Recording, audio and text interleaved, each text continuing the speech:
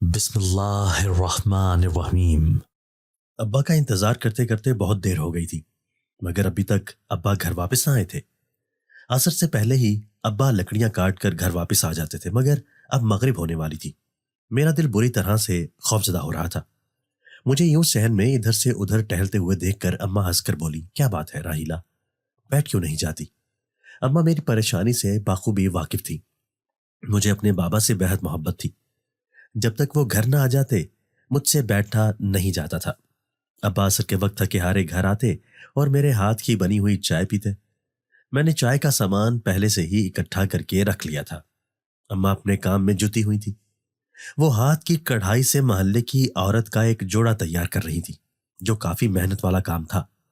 अम्मा ने जब यूं परेशानी से इधर उधर टहलते देखा तो कहने लगी, बैठ जाओ। मैं अम्मा से कहने लगी कि अभी तक अब्बा घर वापस नहीं आए, मुझे बहुत डर लग रहा है। अगर आपकी इजाजत हो तो मैं थोड़ा आगे जाकर अब्बा को देख आऊं।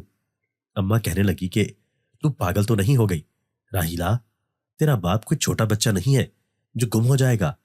मैं अम्मा से कहने लगी कि अम्मा ये बात नहीं है, मगर आप तो जानती हैं कि इस पुराने जंगल के बारे में कितने सारे किस्से मशहूर हैं, और मैंने अब्बा को कितनी दफा समझाया है कि इस पुराने जंगल की तरफ ना जाया करें। वहां पर तो अब गांव का कोई भी इंसान नहीं जाता। वहां पर तरह तरह के जानलेवा जानवर पाए जाते हैं। फिर अम्मा कहने लगी कि तू तो जानती है हालात किस कदर खराब है, घर में खाने को भी कुछ नहीं है। अगर तेरा अब्बा वहां से लकड़ियां जमा नहीं करेगा तो हम भूखे ही मर जाएंगे। मैं अम्मा से कहने लगी कि मैं आपसे आखिरी बार कह रही हूं कि आज के बाद अब्बा को उस पुराने जंगल की तरफ मत जाने देना। जब भी अब्बा उस जंगल की तरफ जाते हैं मेरा सारा ध्यान उन्हीं की तरफ अटका रहता है, और जब तक वो खैर खैरियत से घर वापस नहीं आ जाते मेरा सांस हलक में अटका रहता है। अम्मा कहने लगी कि अच्छा, अब बैठ जाओ, बस तेरा बाप आता ही होगा। अब्बा एक दिन सुबह के वक्त जंगल की तरफ निकल जाते और कुछ लकड़ियां जमा करके ले आते। अगले दिन वो शहर जाकर उनको बेच आते और शहर से ही खाने पीने का राशन वगैरह खरीद कर लाते, जो 2-3 दिन तक बआसानी चल जाता था। फिर अगली सुबह अब्बा लकड़ियां जमा करने निकल जाते, मगर जो जंगल हमारे करीब था वो सारा पानी से भर चुका था। वहां से लकड़ियां काटना बहुत मुश्किल था। इसीलिए अब्बा ने यही फैसला किया कि वो पुराने जंगल से ही लकड़ियां जमा करके लाया करेंगे, क्योंकि वहां पर सूखी और अच्छी लकड़ियां पाई जाती थी। वो पुराना जंगल बहुत भयानक था, इसीलिए वहां पर गांव का कोई भी आदमी जाने से पहले 10 बार सोचता था। गांव के बाकी लोगों के पास जमींदार की दी गई कुछ जमीनें थी, जिन पर वो खेती बाड़ी करके अपना गुजारा कर लेते थे। मगर जब से मेरी तलाक हुई थी गांव वालों ने हमसे ऐसे मुंह मोड़ा था जैसे हम इंसान नहीं, किसी जानवर से भी हकीर हैं। इसी तरह जमींदार ने भी बाबा को इस बात से बेदखल कर दिया कि वो अब उनकी जमीनों पर काम नहीं करेगा, और मेरी तलाक भी बाबा ने खुद करवाई थी, क्योंकि ये 3 माह की शादी मेरे लिए अजाब बनी रही। मेरे शौहर ने मुझ पर तरह तरह के जुल्म किए और एक बहुत जाबिर इंसान था, और जमींदार भी उसकी बातों पर यकीन करता था। मैं जब भी अम्मा से मिलने आती वो मेरे वजूद पर एक नया जख्म देखकर अब्बा के आगे हाथ जोड़ने लगती कि राहीला का रिश्ता तुड़वा दे। हमारी एक ही तो बेटी है, अगर एक दिन वो जालिम इंसान इसकी जिंदगी ही छीन ले तो हम आखिर क्या कर सकते हैं?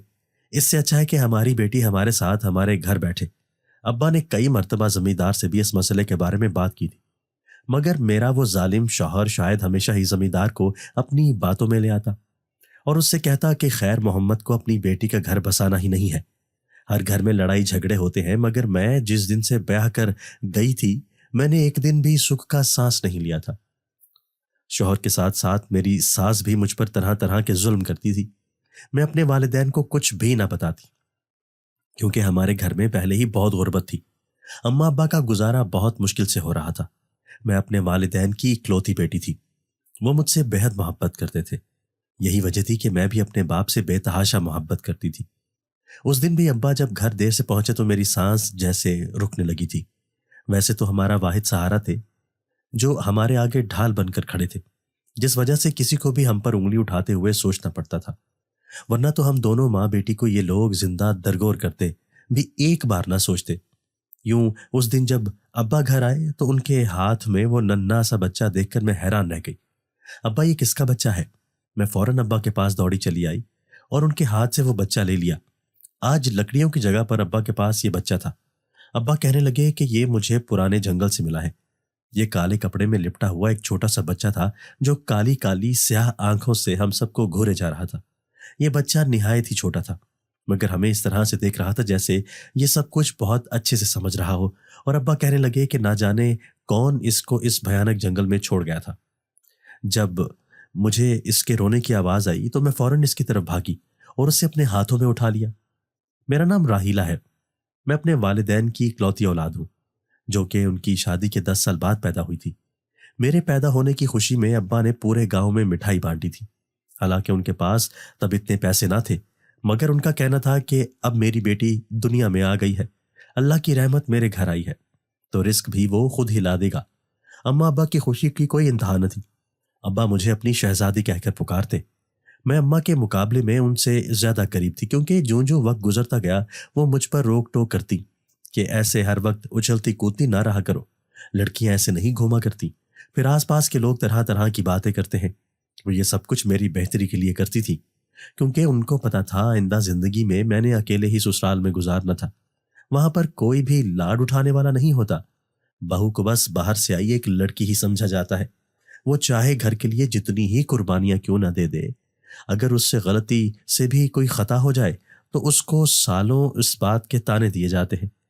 میں چونکہ ابھی اتنا ان سب باتوں کی گہرائی سے نہ سمجھ سی، اس وجہ سے اپنی زندگی خوب موج مستی میں گزارتی۔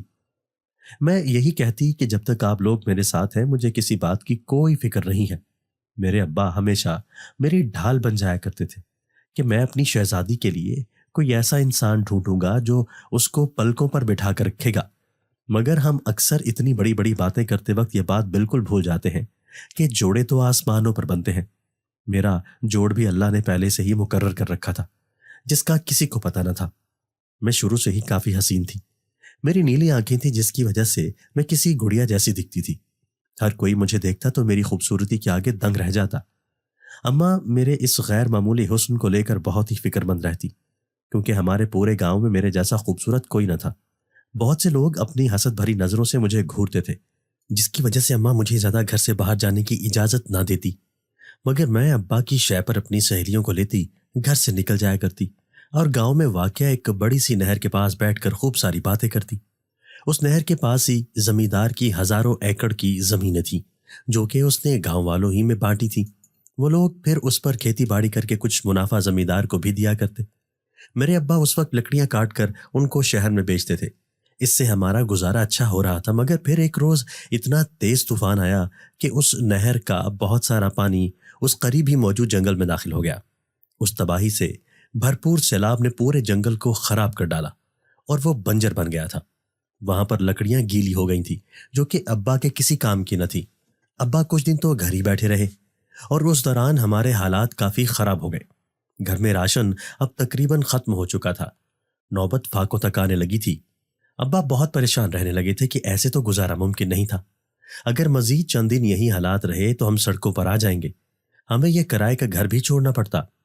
انہی دنوں میں میرے لیے ایک رشتہ آیا جو کہ زمیندار کا ہی ایک ملازم تھا۔ وہ اس کا خاص بندہ تھا جس پر وہ بہت اعتبار کرتا تھا۔ ابا اس رشتے پر راضی نہ تھے، کیونکہ ان کے مطابق ان کی شہزادیوں جیسی بیٹی کے لیے اس جیسا کوئی شہزادہ ہی ٹھیک تھا، جبکہ یہ لڑکا جس کا رشتہ آیا تھا وہ تو پورے گاؤں میں مشہور تھا کہ اس کا اٹھنا بیٹھنا اچھے لوگوں میں نہ تھا۔ وہ غنڈے بدماشوں کے ساتھ پایا جاتا جو کہ ہر وقت غنڈہ گردی کر کے لوگوں میں خوف و ہراس پیدا کرتے تھے۔ مگر جب ابا کے انکار پر زمیندار نے ان کو دھمکی دی کہ وہ ابا کو اس پورے گاؤں سے دھکے دے کر نکال دے گا تو مجبوراً ابا کو ماننا پڑا تھا، کیونکہ وہ اس عمر میں مجھے اور اماں کو در بدری والی زندگی سے نہیں گزارنا چاہتے تھے۔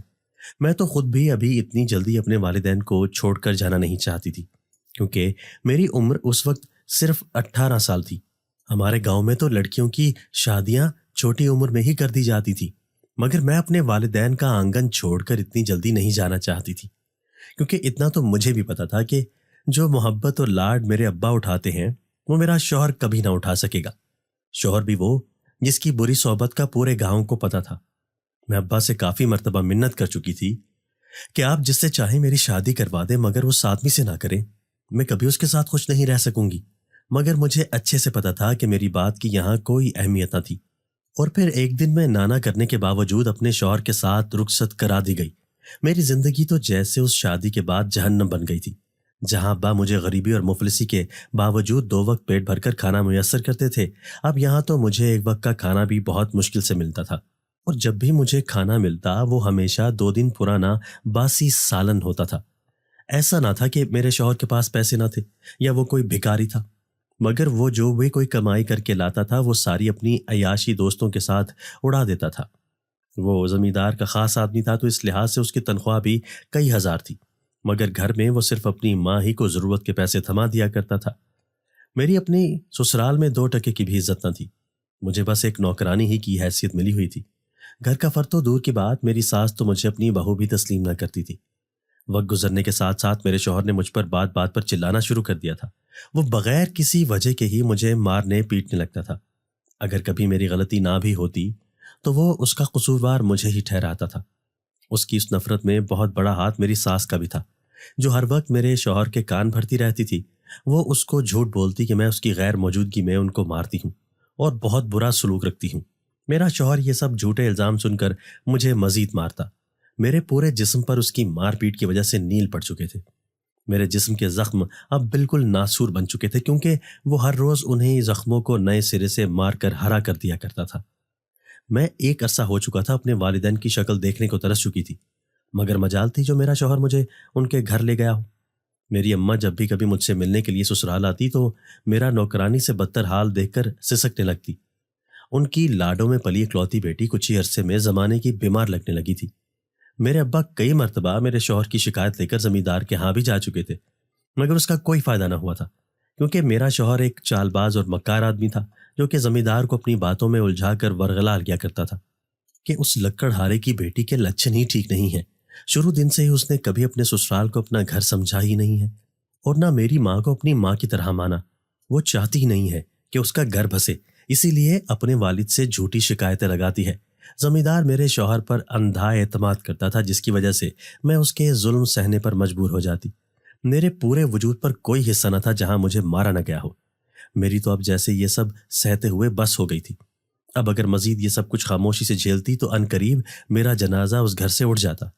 میری اماں نے آخرکار ابا کو میری ہی قسم دے کر منا لیا کہ میری طلاق کروائیں اور مجھے اس گھٹن زدہ رشتے سے نجات دلوائیں، ورنہ میں یوں ہی اس صفاک انسان کی مار کھا کھا کر مر جاؤں گی۔ یوں کچھ ہی عرصے میں طلاق لے کر دوبارہ سے اپنے والدین کے گھر آ گئی تھی، مگر یہاں آ کر مجھے اندازہ ہوا تھا کہ میرے والدین کی زندگی تو کافی بدتر ہو چکی تھی۔ وہ اپنا گزارا بہت ہی مشکل سے کرتے تھے۔ اس زمیندار نے میری طلاق کے بعد سے میرے ابا اور اماں پر زندگی بہت ہی تنگ کر ڈالی تھی۔ وہ اپنی کوئی بھی زمین ابا کو دینے کو تیار نہ تھا۔ آخرکار مجبوراً ابا کو پرانے جنگل کا رخ کرنا پڑا تھا، جو کہ ہمارے گاؤں سے دور تھا، مگر ادھر کی لکڑی سوکھی ہوتی جس کو بیچ کر ہمارا گزارا چل رہا تھا۔ لیکن میرے دل کو اب ہر وقت ایک دھڑکا لگا رہتا تھا، کیونکہ وہ جنگل اس بات کو لے کر مشہور تھا کہ وہاں پر کچھ پراسرار مخلوق کا بسیرا تھا۔ بہت سے لوگ اس جنگل سے اس قدر خوف کھاتے ہیں کہ بھول کر بھی اس راستے پر نہ جاتے۔ میں خود ابا کو کئی مرتبہ منع کر چکی تھی کہ آپ وہاں نہ جائیں، اگر آپ کو کچھ ہو گیا تو میں اور اماں کیا کریں گے؟ ہمارا تو اس پوری دنیا میں ان کے سوا کوئی نہ تھا، وہی ہمارا سہارا تھے، ورنہ تو پورے خاندان نے ہم سے منہ موڑ لیا تھا۔ جب سے میرے ماتھے پر طلاق کا دھبا لگا تھا سب مجھے منحوس کہتے تھے کہ راحیلہ کے آنے کے بعد سے ہی میرے ابا کی زندگی میں مشکلات کا اضافہ ہوا تھا، ورنہ پہلے ان کی زندگی کافی خوشحال تھی۔ میں لوگوں کی باتیں سن کر اکیلے میں زاروں قطار روتی رہتی کہ یہ جو کچھ بھی ہمارے ساتھ ہو رہا تھا اس سب میں میرا تو کوئی قصور نہ تھا۔ میں تو اپنے سسرال میں ایک دردناک زندگی گزار کر اپنے باپ کے گھر آئی تھی، ورنہ مجھے تو کوئی شوق نہ تھا کہ اس زمیندار کے عیاش آدمی سے شادی کرنے کا۔ تب بھی انہی خاندان والوں کی ہی ضد تھی کہ اپنی بیٹی کو کیا ساری عمر گھر میں بٹھانے کا ارادہ ہے؟ اتنا اچھا رشتہ گھر بیٹھے مل رہا ہے تو تم کیوں ناشکری کر رہے ہو؟ ابا نے انہی لوگوں کے زور اور دھمکیوں میں آ کر اپنی نازو پری بیٹی ایک حیوان کے حوالے کر دی تھی، جس نے پہلے دن سے ہی مجھ پر اپنا آپ ظاہر کر دیا تھا۔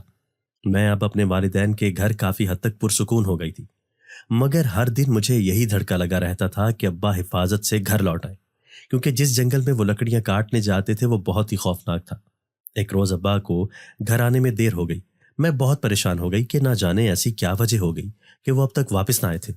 میں ابا کو ڈھونڈنے گھر سے نکل نہیں لگی تھی کہ اماں نے مجھے جھڑک کر رکھ دیا تھا کہ ہو سکتا ہے ان کو کوئی کام آ گیا ہو، اور وہ کوئی 2 سال کے بچے تھوڑی تھے جو کہ ایسے غائب ہو جائیں گے۔ میں ان کی بات سن کر دوبارہ صحن میں بیٹھ گئی تھی، کیونکہ اماں نے سختی سے مجھے منع کر رکھا تھا کہ میں ایسے رات کو ایک قدم بھی باہر گھر سے نہ نکالوں، ورنہ ان سے برا کوئی نہ ہوگا۔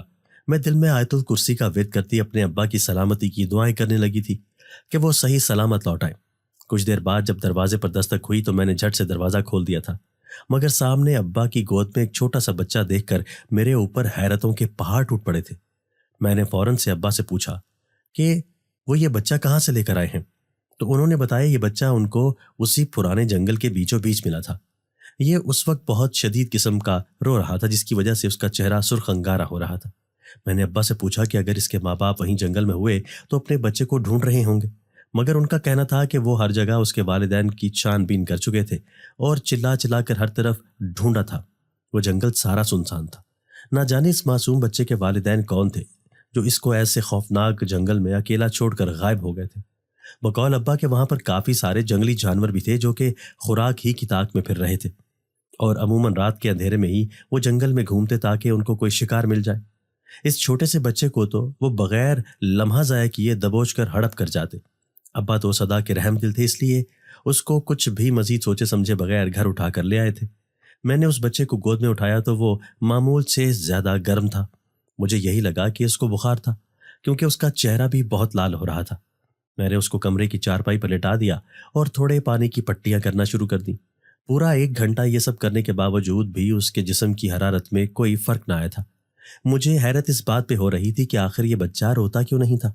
میں نے تو آج تک جتنے بچوں کو بھی بخار میں بلکتے دیکھا تھا وہ ہمیشہ ہی حلق پھاڑ پھاڑ کر چلاتے تھے اور تب تک رونا بند نہ کرتے تھے جب تک ٹھیک نہ ہوتے، مگر یہ تو ایسے خاموش لیٹا ہوا تھا جیسے بالکل بے ہوش ہو۔ مجھے اس کی طبیعت کچھ ٹھیک نہ لگی تھی، مگر میری مجبوری تھی کہ رات کے اس پہر کچھ نہیں ہو سکتا تھا۔ میں نے ابا کو اس بچے کو گاؤں کے قریبی کلینک لے جانے کا کہا، مگر وہ یہی کہنے لگے کہ اس وقت کلینک بند ہو جاتا ہے۔ پہلے ہی ہمارے گاؤں میں علاج کا کوئی خاص انتظام نہ تھا، اوپر سے شام ہوتے ہی یہ واحد کلینک بھی بند ہو جاتا تھا۔ میں اس بچے کو بستر پر لٹاتی خود بھی پاس ہی لیٹ گئی تھی۔ نہ جانے اس بچے میں ایسی کون سی کشش تھی جو مجھے کچھ ہی دیر میں اتنا عزیز ہو گیا تھا۔ میں اس کی آنکھیں دیکھنا چاہتی تھی، مگر ابا اس کو جب سے یہاں لے کر آئے تھے اور اب تک اپنی آنکھیں بند کیے ہوئے تھا۔ اس بچے کو کسی نے سیاہ رنگ کے کپڑے میں لپیٹ رکھا تھا۔ میرے پاس ابھی چھوٹے سے بچے کو پہنانے کے کپڑے نہ تھے، اس لیے اس کو فی الحال اسی میں رہنے دیا۔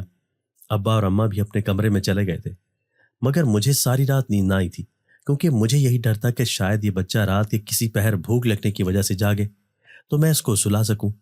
مجھے اچھے سے پتا تھا کہ ہمارے پاس دودھ تو دور کی بات کھانے کا بھی ایک تنکا تک نہ تھا، مگر میری مجبوری تھی کہ اس بچے کے لیے میرے دل میں ایک عجیب سا احساس پیدا ہو گیا تھا۔ مگر حیرت انگیز طور پر وہ ساری رات خاموشی کے ساتھ سوتا رہا تھا۔ اس کو میں نے جس طرف کروٹ دلا کر سلایا تھا وہ ساری رات ویسے ہی سوتا رہا۔ صبح جب میں فجر کی نماز ادا کرنے کے بعد ویسے ہی کچن پانی پینے گئی تو میرے پیروں کے نیچے سے زمین سرک گئی تھی۔ مجھے یقین ہی نہ آیا کہ یہ کیسے ممکن ہو سکتا تھا، کیونکہ پورا کچن راشن سے بھرا ہوا تھا۔ وہاں پر ہر طرح کا کھانے پینے کا سامان موجود تھا، گوشت، دالیں اور دودھ دے کر ہر چھوٹی سے چھوٹی چیز وہاں پڑی ہوئی تھی۔ میں نے تو اپنی پوری زندگی میں اتنا سامان ایک ساتھ نہ دیکھا تھا۔ آخر یہ سب کون لے کر آیا تھا؟ جہاں تک مجھے یاد پڑتا تھا کل رات تو میں نے کچن دیکھا تھا، مگر وہاں پر یہ سامان نہیں پڑا تھا۔ پھر رات کو کون آیا تھا جس نے یہ سب کچھ خفیہ طور پر رکھ دیا تھا؟ میں نے داخلی دروازہ بھی چیک کر لیا تھا، مگر وہ بھی اچھے سے بند تھا۔ ابا اور اماں کو بھی جب اس ڈھیر سارے راشن کی خبر ہوئی تو وہ بھی کافی پریشان ہو گئے، کیونکہ یہ سب بہت پر اسرار تھا۔ ہم کسی سے کہہ بھی نہیں سکتے تھے، کیونکہ پہلے ہی سب گاؤں والے میرے کردار کو لے کر طرح طرح کی باتیں کرتے تھے کہ میرا کسی کے ساتھ چکر تھا، تبھی میں نے اپنے شوہر سے طلاق لے لی تھی۔ اب اگر ایسے گھر میں بہت سارا سامان دیکھتے تو وہ مزید میری اور میرے والدین کی زندگی اجیرن کر دیتے۔ ہم سب نے اس معاملے پر خاموشی اختیار کی تھی، مگر ہم سب اپنے اللہ کا دل سے شکر ادا کر رہے تھے جس نے ہمیں اتنی ساری نعمتوں سے نوازا تھا کہ ہم اب پیٹ بھر کر کھانا کھا لیا کرتے۔ میں اس بچے کو دودھ بھی بنا کر دیا کرتی تھی، مگر ایک بات تھی جو کہ کافی غیر معمولی تھی کہ اس بچے کو کبھی بھی خود سے بھوک نہیں لگتی تھی۔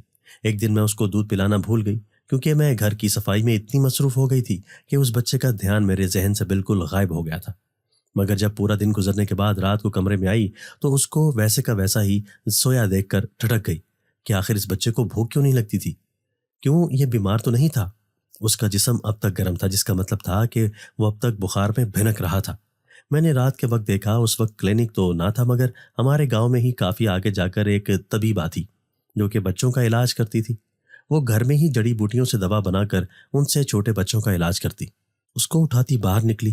اماں کو جب میں نے بتایا تو وہ غصے سے بھڑک اٹھی، مگر میں اس بار اماں کی بات نہ سننے والی تھی، کیونکہ اگر میں اس کو کسی طبیب کو نہ دکھاتی تو اس کی جان جانے کا خطرہ بھی ہو سکتا تھا۔ میں باہر نکلی تو ہر طرف سناٹا چھایا ہوا تھا۔ ہمارے گاؤں میں تو ویسے بھی ہر کوئی شام سے پہلے اپنے گھروں میں گھس جایا کرتے تھے، کوئی بھی اپنے گھر سے باہر پھرتا دکھائی نہ دے رہا تھا۔ اس طبیبہ کا گھر تو ہمارے گھر سے بہت فاصلے پر تھا۔ میں نے اس بچے کو اچھی طرح اپنی چادر کی اوٹ میں چھپا لیا تھا، کیونکہ اگر کسی نے میرے ساتھ رات کے وقت ایک چھوٹے سے بچے کو دیکھ لیا تو ضرور طرح طرح کی باتیں کریں گے اور میرے کردار کو لے کر الزامات لگانے میں لمحہ نہیں لگائیں گے۔ میں بس جلدی سے چلنے لگی تاکہ یہ راستہ ختم ہو جائے۔ تقریباً 1 گھنٹہ چلتے رہنے کے بعد ایک سنسان سا علاقہ شروع ہو گیا تھا۔ یہ ایک پتلی سی گلی تھی جہاں سے گزر کر آخر میں اس طبیبہ کا گھر تھا۔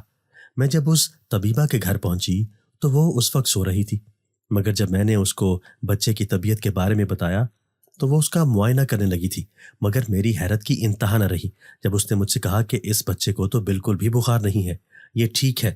میں نے اس کی بات کے جواب میں خود چیک کیا تو واقعی اس کا جسم اس وقت گرم نہ تھا۔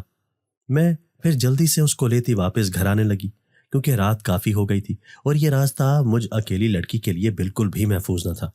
ابھی کچھ دیر ہی چلی تھی کہ ایسا لگا جیسے کوئی میرے پیچھے چل رہا ہو۔ میں بہت زیادہ گھبراہٹ کا شکار ہو گئی تھی کہ اب تک تو یہ ساری گلی سنسان تھی اور کوئی موجود نہ تھا، پھر یہ کون تھا؟ میں نے ذرا سا پیچھے مڑ کر دیکھا، مگر اندھیرا اتنا تھا کہ کچھ دکھائی نہ دے رہا تھا۔ میں یہ بھی سمجھی کہ کوئی غنڈہ بدماش ہوگا جو کہ کمزور لڑکی کو اکیلا دیکھ کر اس کو ڈرانے کی کوشش کر رہا تھا۔ میں نے اپنی رفتار تیز کر لی تھی، لیکن وہ جو کوئی بھی تھا وہ مزید پھرتی سے چلنے لگا تھا۔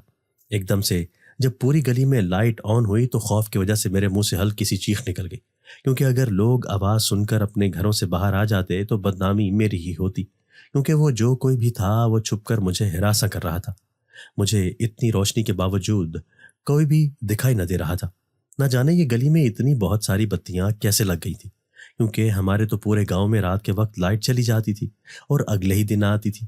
ایک لمحے کو تو یہ سب مجھے کافی پر اسرار لگا تھا، کہیں یہ لائٹ کسی اندیکھی مخلوق کی تو نہیں تھی؟ اگر ایسا تھا تو میں کیسے خود اور اس معصوم بچے کو بچا سکوں گی؟ میرے ماتھے پر پسینے کے قطرے نمودار ہو گئے تھے۔ سارا راستہ میں کلام پاک پڑھتی آئی تھی، مگر میں نے سوچ لیا تھا کہ اب دوبارہ ایسے رات کو گھر سے باہر اکیلی نہیں جاؤں گی، کیونکہ پورا راستہ کوئی اندیکھی مخلوق میرا پیچھا کر رہی تھی۔ گھر پہنچی تو اماں صحن میں ہی میرا انتظار کر رہی تھی، ادھر سے ادھر ٹہل رہی تھی۔ میں نے ان کو اس پر اسرار آہٹ کے بارے میں کچھ نہ بتایا، ورنہ انہوں نے میرا گھر سے باہر آنا جانا بند کر دینا تھا۔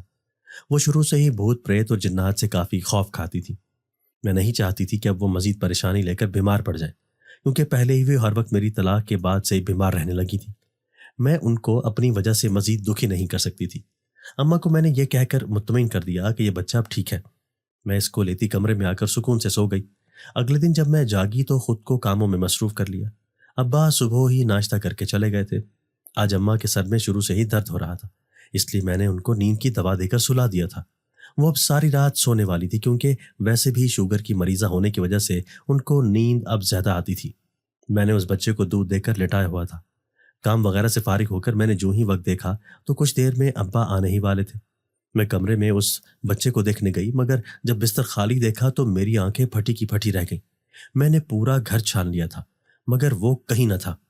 آخر ایسے کیسے وہ غائب ہو سکتا تھا؟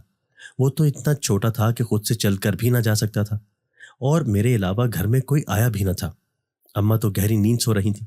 میرے چہرے کی ہوائیاں اڑنے لگی تھیں، یہ سوچ کر ہی کہ کہیں اس کو کسی نے اغوا نہ کر لیا ہو۔ میں نے سب کھڑکیاں دروازے چیک کر لیے تھے، مگر وہ سب بند تھے۔ اچانک سے میرے ذہن میں کل اس پر اسرار آہٹ کا خیال آیا، کہیں انہوں نے تو اس بچے کو نہیں اٹھا لیا تھا۔ میں گھر میں ہی دروازے کے پاس کھڑی ابا کے آنے کا انتظار کرنے لگی تاکہ ان کے ساتھ جا کر اس بچے کو ڈھونڈ سکوں، مگر آج تو وہ بھی نہیں آ رہے تھے۔ میرا دل ہر گزرتے لمحے کے ساتھ بیٹھا جا رہا تھا۔ جب رات کے 8 بجے بھی ابا نہ آئے تو مجبوراً مجھے گھر سے نکلنا پڑا تھا۔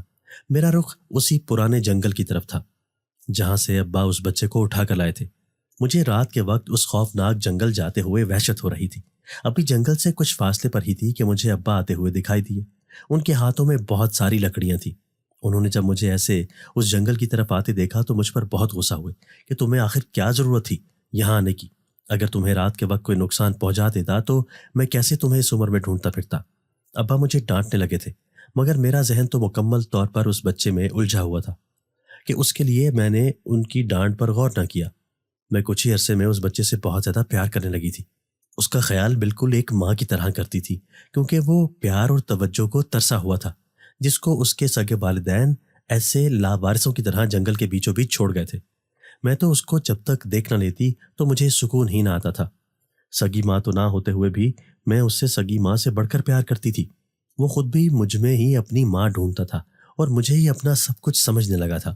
میں نے غور کیا تھا کہ جب میں اس کو اپنی گود میں لیتی تو اس کے چہرے پر ایک طمانینت کا احساس آ جاتا تھا۔ اب تو کتنی دیر سے اس کی ایک جھلک تک نہ دیکھی تھی۔ میں بہت زیادہ بے چین تھی کہ کہیں اس کو کچھ ہو نہ گیا ہو۔ میں نے ابا کو کہا کہ آپ مجھے وہیں پر لے جائیں جہاں سے آپ کو وہ بچہ ملا تھا۔ پہلے تو ابا کسی صورت مجھے اپنے ساتھ اس پراسرار جنگل میں لے جانے کو تیار نہ تھے، مگر جب میں ایک ہی ضد پر اڑی رہی تو ان کو مجبوراً ماننا پڑا تھا، کیونکہ ابا کبھی بھی اپنی شہزادی کی کوئی بات نہ ٹال سکتے تھے۔ میں ابا کے پیچھے پیچھے ہی چلتی جا رہی تھی۔ اس وقت تو اندھیرا بہت تھا، اس لیے میں نے ابا سے کہہ کر ایک مشعل جلانے کا کہا۔ میں چلا چلا کر اس بچے کو آواز دینے لگی، یہ جاننے کے باوجود بھی کہ وہ نہ روتا تھا اور نہ کوئی آواز نکالتا تھا، بس خاموشی سے مجھے دیکھتا تھا۔ کتنی ہی دیر میں آنکھوں میں آنسو لیے اسے پکارتی رہی، مگر وہ نہ ملا۔ میں تھک ہار کر ایک گھنے درخت کے پاس ہی بیٹھ گئی تھی۔ مزید چلنے کی مجھ میں ہمت نہ تھی۔ مجھے اس دوران کچھ ہوش نہ تھا کہ ابا کہاں تھے۔ میں تو اس بچے کی تلاش میں ہر چیز سے غافل ہو گئی تھی، مگر جب کچھ حواس بحال ہوئے تو ارد گرد دیکھا، مگر ابا کو وہاں پر موجود نہ دیکھ کر میرا چہرہ لٹھے کی مانند سفید پڑ گیا۔ میں تو ادھر کسی راستے سے واقف بھی نہ تھی۔ اوپر سے جنگل اتنا گھنا تھا کہ پیر بھی مشکل سے رکھے جاتے، جھاڑیاں اور شاخیں ہر جانب پھیلی ہوئی تھیں۔ میں اب حیران پریشان سی کھڑی سوچ رہی تھی کہ آخر کہاں جاؤں۔ کچھ دیر بعد مجھے جھاڑیوں میں سے کسی کی سرسراہٹ محسوس ہوئی۔ میں ڈر کے مارے کھڑی ہو گئی کیونکہ یہ آہٹ قریب ہی درخت سے محسوس ہو رہی تھی۔ میں نے جب غور کیا تو وہ ایک بہت بڑا سیاہ رنگ کا سانپ تھا۔ اس موٹے سانپ کو دیکھا تو میرا چہرہ زرد پڑ گیا تھا، کیونکہ وہ درخت سے اترا میری طرف ہی پڑ رہا تھا۔ مجھے اس کی سرخ آنکھوں سے بے تحاشا خوف آیا۔ میں نے ادھر ادھر دیکھا تاکہ ابا کو مدد کے لیے بلا سکوں، مگر وہ پتہ نہیں کدھر غائب ہو گئے تھے۔ آج تک انہوں نے کبھی بازار میں مجھے یوں اکیلا نہ چھوڑا تھا، پھر ایسے کیسے اس سنسان جنگل میں اچانک سے غائب ہو گئے۔ ابا کا رویہ بھی مجھے کچھ عجیب سا لگ رہا تھا۔ وہ مجھے کبھی غصے سے دیکھتے نہ تھے، اور میں جب سے اس جنگل میں آئی تھی وہ ہر بات پر مجھے بری طرح سے جھڑک رہے تھے۔ ان کا یہ رویہ کافی غیر معمولی تھا۔ اب ان کا ایسے نظروں سے اوجھل ہو جانا مجھے کھٹک رہا تھا۔ میں جلدی سے اس جنگل سے دور بھاگی، کیونکہ وہ سانپ مسلسل میرے پیچھے ہی آ رہا تھا۔ مجھے کچھ بھی کر کے اب اس جنگل سے نکلنا تھا، کیونکہ اگر مزید ادھر اکیلی رہتی تو یہاں اس جنگل میں موجود خونخوار جانور مجھے کچھ ہی دیر میں نوچ کھاتے۔ میں نے اللہ کا نام لیا اور اندھا دھند بھاگنے لگی تھی، کیونکہ وہ سانپ میرا پیچھا چھوڑنے کو تیار ہی نہ تھا۔ مجھے راستوں کا کچھ پتہ نہ تھا، مگر پھر بھی اپنی جان بچانے کو جس راستے سے آئی تھی وہیں سے اندازے کے مطابق واپس جانے لگی، مگر ہر دفعہ گھوم پھر کر میں اسی جگہ پر آ جاتی تھی جہاں پر وہ درخت تھا۔ میں اپنی اس بے بسی پر زار و قطار ہونے لگی تھی کہ اب میں کیسے یہاں سے نکل سکوں گی۔ میں حلق کے بل چلاتی ابا کو پکارنے لگی تھی کہ شاید اب وہ کہیں سے نکل کر آئے اور مجھے اپنی آغوش میں چھپا لیں، مگر یہ میری سب سے بڑی بھول ثابت ہوئی، کیونکہ وہ تو شاید اس جنگل میں موجود ہی نہ تھے۔ ابھی میں ادھر بیٹھی خوف سے کانپ رہی تھی کہ میرے کانوں میں کسی کے پکارنے کی آواز آئی۔ کوئی مسلسل میرا نام لے کر بلا رہا تھا۔ میں چاروں جانب دیکھنے لگی کہ آخر کون مجھے بلا رہا تھا۔ یہ آواز تو کسی چھوٹے سے بچے کی تھی۔ میں اس آواز کا تعقب کرتی اٹھی اور چلنے لگی۔ کچھ ہی دیر میں جب میں نے دیکھا تو خود کو جنگل سے باہر کھڑا محسوس کیا۔ وہ آواز جس کسی کی بھی تھی اب آنا بند ہو گئی تھی۔ میں نے اپنے رب کا شکر ادا کیا اور پھرتی سے گھر کی طرف دوڑ لگا دی۔ اس جنگل سے گھر تک کا راستہ 1 گھنٹے سے اوپر کا تھا، مگر میرے تیز بھاگنے کی وجہ سے وہ محض آدھے گھنٹے میں پورا ہو گیا تھا۔ گھر آتے ہی میں نے داخلی دروازہ بند کیا اور ایک نظر جا کر اماں کے کمرے میں جھانکا تو میرے پیروں کے نیچے سے زمین کسی نے کھینچ لی تھی۔ سامنے ہی ابا چارپائی پر گہری نیند سو رہے تھے۔ اگر ابا گھر پر آ کر سو گئے تھے تو پھر وہ کون تھا جس کے ساتھ میں جنگل گئی تھی؟ اس کا مطلب کہ وہ ابا نہیں بلکہ کوئی پراسرار مخلوق تھی جس نے ابا کا بھیس بدلا ہوا تھا اور مجھے جان بوجھ کر اس خوفناک جنگل میں لے کر گیا تھا، جہاں سے واپس آنا میری جیسی کمزور لڑکی کے لیے ناممکن تھا، جس کو یہاں کا راستہ تک نہ آتا تھا۔ مجھے تو اس ابا کے روپ میں موجود بہروپیہ کا رویہ پہلی دفعہ ہی کھٹک رہا تھا، کیونکہ ابا نے پوری زندگی میرے ساتھ ایسا سخت لہجہ نہ اپنایا تھا۔ وہ تو مجھ سے بات بھی ایسے کرتے تھے جیسے منہ سے پھول جھڑ رہے ہوں۔ وہ کل رات والا شخص تو مجھے ایسے غصے سے گھور رہا تھا جیسے سالم نگلنے کا ارادہ ہو۔ میں نے ابا کا کمرہ کا دروازہ آہستہ سے بند کیا اور کمرے میں آ کر بیٹھ گئی، مگر ساری رات مجھے ایک منٹ کے لیے بھی نیند نہ آئی تھی۔ پتہ نہیں اس بچے سے ان پراسرار طاقتوں کی کیا دشمنی تھی جو وہ اس کو ایسے اغوا کر کے لے گئے تھے۔ وہ معصوم تو کسی کا کچھ بگاڑ بھی نہیں سکتا تھا۔ اگلے دن میں نے جب اماں ابا کو اس بچے کے غائب ہونے کا بتایا تو وہ دونوں بھی خوب پریشان ہوئے۔ ابا نے مجھے اس معاملے میں خاموشی اختیار کرنے کو کہا کہ ہم غریب لوگ ہیں، اس لیے ہمیں ان خطرناک کاموں میں نہیں پڑنا چاہیے۔ اگر اس بچے کا تعلق جنات سے ہوا تو وہ ہمیں نقصان بھی پہنچا سکتے ہیں۔ ہمارا تو اس پورے گاؤں میں ویسے ہی نام بدنام ہے۔ اگر یہ بات کسی کو پتہ چل گئی تو زمیندار نے ہمیں دھکے دے کر اس علاقے سے باہر نکال دینا ہے۔ میں ابا کے حکم کے آگے خاموش ہو گئی تھی، کیونکہ ایک طرح سے وہ ٹھیک ہی کہہ رہے تھے۔ میں اپنی خاطر اپنے والدین کو تکلیف میں نہیں ڈال سکتی تھی۔ کل تو جو دل دہلاتا منظر اپنی آنکھوں سے دیکھ چکی تھی اس نے میرا حال مزید خراب کر دیا تھا۔ میں اسبات میں سر ہلاتی ناشتہ بنانے چلی گئی۔ اب تک ہمارے کچن میں وہی راشن استعمال ہو رہا تھا جو اس دن کسی اندھے کی مخلوق نے رکھ دیا تھا۔ میں دل میں یہی سوچ رہی تھی کہ اب کیسے اس کا کوئی حل تلاش کروں۔ میں پہلے تو کسی عامل سے بات کرنا چاہتی تھی مگر ابا کے منع کرنے پر رک گئی۔ اسی طرح وقت گزرتا گیا اور اس بچے کو گھر سے گئے ہوئے 1 مہینہ ہو گیا۔ اب میں کافی چپ چپ رہنے لگی تھی۔ ہر وقت میرے ساتھ ایک عجیب سا احساس جڑا رہتا تھا۔ روز رات کو خواب میں مجھے وہ بچہ آتا اور میرے کانوں میں اس کے رونے کی آواز گونج رہی ہوتی۔ میں سمجھ گئی تھی کہ وہ کسی بہت بڑی مصیبت میں پھنسا ہوا تھا۔ اماں ابا کو میں نے ان خوابوں کے بارے میں نہ بتایا تھا۔ میں روز کام سے فارغ ہونے کے بعد گاؤں کی نہر کے کنارے چلی جایا کرتی تھی۔ ایک دن میں ادھر ہی بیٹھی ہوئی تھی کہ پیچھے سے مجھے کسی کی جانی پہچانی آواز نے بلایا۔ میں ایک جھٹکے سے مڑی تو سامنے وہی طبیبہ کھڑی تھی جس نے اس رات اس بچے کا معائنہ کیا تھا۔ میں نے اس طبیبہ کو سلام دعا کے بعد جب اپنے اوپر بیتی دکھ بھری داستان سنائی تو وہ مجھے کچھ دیر غور سے دیکھنے لگی۔ میں یہ سب سناتے ہوئے بلک بلک کر رونے لگی تھی۔ اس نے مجھ سے جب پوچھا کہ جب تمہارے ابا اس بچے کو جنگل سے اٹھا کر لائے گئے تو وہ کس رنگ کے کپڑے میں لپٹا ہوا تھا، میں نے اس کو بتایا تھا کہ وہ سیاہ رنگ میں تھا۔ اس نے یہ سننے کے بعد مجھ پر جو انکشاف کیا وہ سن کر میرے رونگٹے کھڑے ہو گئے، کیونکہ وہ کہہ رہی تھی کہ وہ جس بچے کو تم اتنے عرصے سے اپنے پاس رکھ کر پال رہی تھی وہ کسی انسان کا نہیں لیکن جنات کا بچہ تھا۔ وہ ایک جن ذات تھا جس کے پاس بہت ساری پراسرار طاقتیں موجود ہیں، مگر وہ طاقتیں مکمل طور پر اس کو 5 سال کا ہونے کے بعد ملنی تھی۔ اس بچے کے ماں باپ کو کچھ کالی بھیانک طاقتوں نے شیطانی عمل کر کے مار ڈالا تھا۔ اب ان کے خاندان کا ایک واحد چراغ وہی تھا جس کو وہ اغوا کر کے اپنے پاس لے گئے تھے، اور اس مہینے کی 14 تاریخ کو مار ڈالیں گے، کیونکہ اس دن چاند اپنے پورے جوبن پر ہوگا۔ میں یہ سب سچائی سن کر ساکت رہ گئی تھی، کیونکہ وہ معصوم جو ابھی تک خود بات تک نہ کر سکتا تھا وہ کیسے خود کو ان شیطانوں سے بچا سکے گا۔ وہ بھلے ہی ایک جن ذات تھا مگر اس وقت اس کے پاس اتنی طاقتیں نہ تھی کہ خود کو ان کالے سایوں سے بچا سکتا۔ وہ اگر اس کو مار بھی دیتے تب بھی وہ اپنے دفاع میں کچھ کرنے کے قابل نہیں تھا۔ میں نے اس طبیبہ سے جب پوچھا کہ آپ کو اتنا سب کچھ کیسے پتا ہے؟ آپ نے اس بچے کو بس ایک بار ہی دیکھا تھا، پھر کیسے اتنا کچھ اس کے بارے میں جانتی ہیں؟ اور یہ کیسے پتا چلا کہ وہ بچہ کسی انسان کا نہیں بلکہ جنات کا تھا؟ میں تو اتنے عرصے سے اس کو پال رہی تھی مگر مجھے ایک مرتبہ بھی پتہ نہ چلا کہ وہ کوئی غیر انسانی بچہ تھا۔ ہاں، ایک چیز مجھے شروع دن سے پراسرار لگی تھی کہ اس کو بھوک نہ لگتی تھی اور نہ ہی وہ روتا تھا، بس خاموش رہتا تھا۔